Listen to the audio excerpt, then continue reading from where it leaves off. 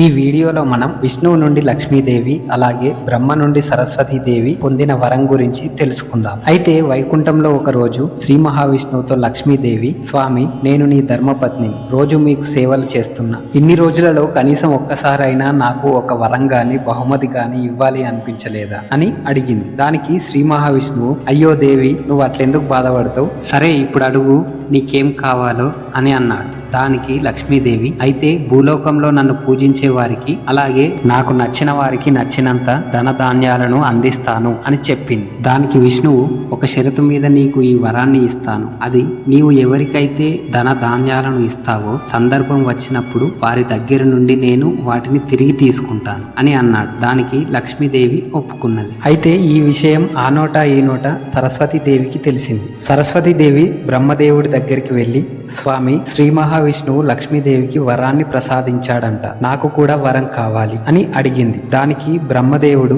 సరే దేవి, నీకు ఏం వరం కావాలో కోరుకో అన్నాడు. ప్రభు, నాకు ఏ వరాన్ని ప్రసాదించినా సరే అది లక్ష్మికి ఇచ్చిన వరం కంటే బెటర్ గా ఉండాలి అని అన్నది. బ్రహ్మదేవుడు, సరే, భూలోకంలో నీకు నచ్చిన వారికి, నిన్ను కొలిచే వారికి విద్యను, జ్ఞానాన్ని, సంగీతాన్ని, కళలను అందించు. ఒక్కసారి వీటిని నీ దగ్గర నుండి ఎవరైతే పొందుతారో వారి దగ్గర నుండి నిన్ను ఎవరు దూరం చేయలేరు, వేరు చేయలేరు అనే వరాన్ని ప్రసాదించాడు. అందుకే లక్ష్మీదేవి స్థిరంగా ఒకే దగ్గర ఉండదు, వస్తూ పోతూ ఉంటుంది. కానీ ఒక్కసారి విద్యను గాని, జ్ఞానాన్ని గాని, కళలను గాని పొందితే మనం కట్టెల్లో కాలేంత వరకు మనతోనే ఉంటుంది. బుక్కుకైనా చెదలు పడుతుందేమో కానీ చదువు చెడని పదార్థం. అందుకే జ్ఞానాన్ని పెంచుకోండి, 10 మందికి పంచండి. అలాగే ఛానల్ ని సబ్స్క్రైబ్ చేసుకొని ఈ విషయాన్ని 10 మందికి షేర్ చేయండి. ఓం శ్రీమాత్రే నమః.